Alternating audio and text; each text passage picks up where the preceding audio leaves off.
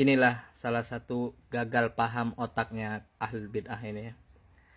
Mengenang kok dianggap bid'ah. Mengenang itu tidak bid'ah.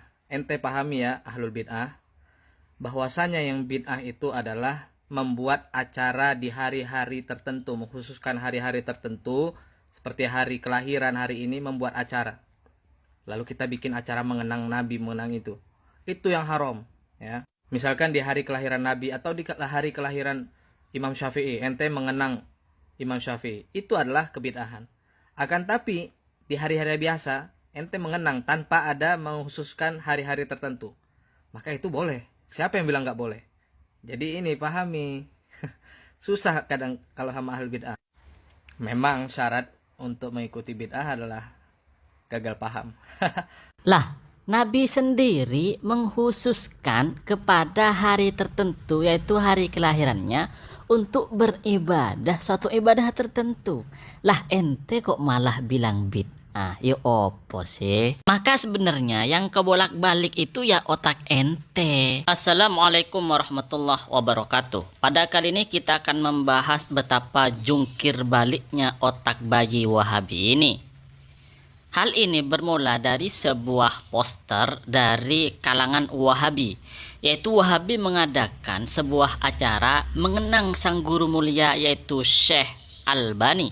Acara yang diadakan oleh para Wahabi untuk mengenang sang guru, yaitu Syekh Albani, mereka mengadakan acara tabligh akbar di Masjid Astra. Maka kemudian kita atau kami santri Ahlus Sunnah wal Jamaah yang mereka sebut sebagai ahli bid'ah karena mengadakan acara Maulid Nabi, bertanya kepada mereka, kenapa kalian mengenang Syekh Albani itu tidak bid'ah, sedangkan kami mengenang Nabi Muhammad SAW itu bid'ah.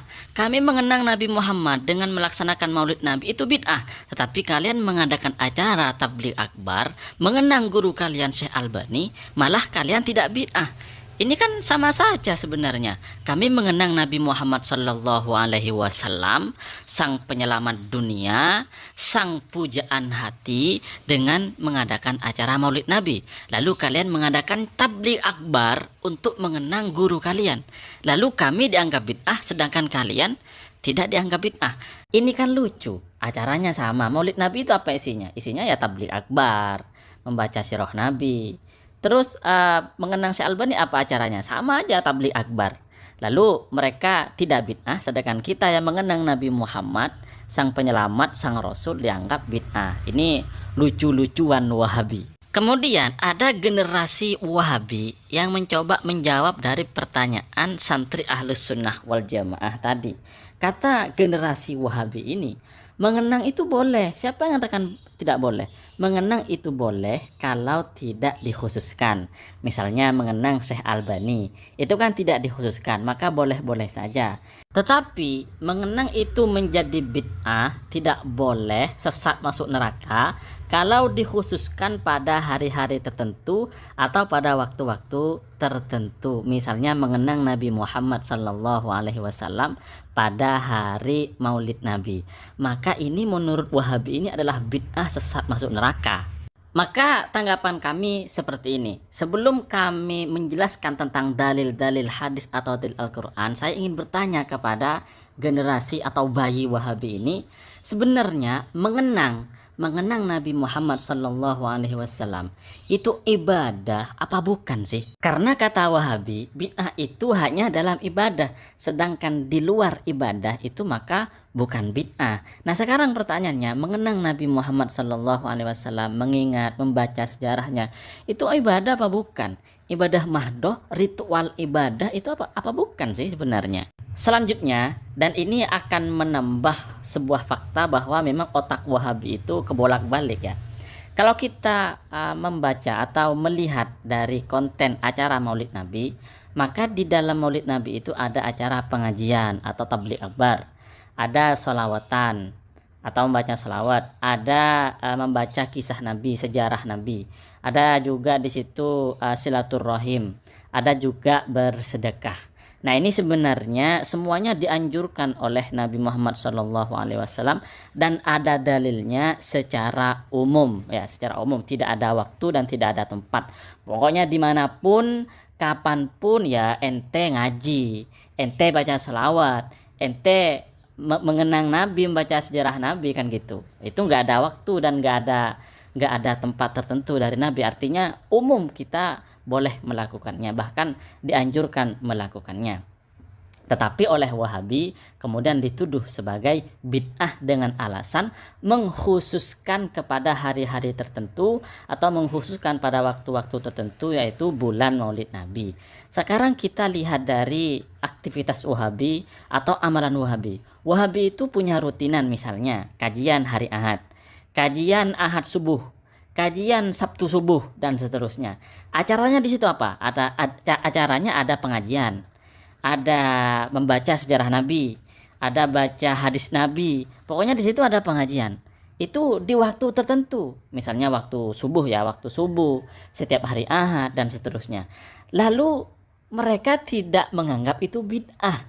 Padahal kalau memang dipikir secara jernih, dipikir dengan otak yang waras, tidak mencela-mencela, tidak bengkok seperti otaknya Wahabi, akan mengatakan sama sebenarnya. Permasalahannya sama, amalannya sama, ada di situ ada pengkhususan ya, pengkhususan pada waktu tertentu, dan konten-kontennya juga mirip-mirip. Tapi perlakuan para Wahabi, generasi Wahabi, bayi Wahabi itu malah beda. Kalau yang Maulid Nabi itu bid'ah, tetapi kalau yang kajian khusus hari Ahad itu tidak bid'ah dan mereka lakukan. Nah, ini diantara mencela-mencela dan kebolak-balik otak Wahabi. Selanjutnya mari kita coba membaca atau mengetahui atau mempelajari apa sih arti ibadah versi Wahabi, sehingga sebuah ibadah ini, sebuah amalan yang dianggap ibadah ini kemudian oleh Wahabi dituduh sebagai kelakuan atau perbuatan bid'ah. Ternyata setelah pernah ada satu ceramah dari Wahabi yang menjelaskan tentang ibadah ini, kata Wahabi kurang lebih begini: aktivitas di mana kamu atau di mana seorang mengharapkan pahala, maka di situ dianggap sebuah ibadah. Pengertian ini kalau kita terapkan atau kita aktualisasikan kepada aktivitas kaum muslimin di seluruh dunia, akan melahirkan hukum gendeng ya. Contohnya begini.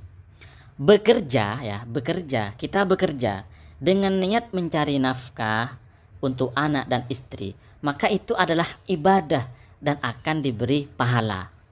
Tetapi kalau mengikuti konsep Wahabi, berarti bekerja dengan dikhususkan pada waktu tertentu, maka akan melahirkan sebuah amalan bid'ah. Artinya bekerja tersebut adalah perbuatan bid'ah, sesat, masuk neraka. Nah, ini kan hukum gendeng kalau seperti ini. Karena banyak dari kaum muslimin, bahkan mungkin bisa dikatakan semua lah ya, bekerja itu ya dikhususkan. Mulai dari hari Senin sampai hari Sabtu. Mulai dari jam 8 sampai jam berapa, kan gitu kan, dikhususkan itu berarti. Maka kalau mengikuti konsep Wahabi, bekerja untuk mencari nafkah anak dan istri dan dikhususkan pada hari tertentu, pada jam tertentu adalah perbuatan bid'ah, sesat, masuk neraka.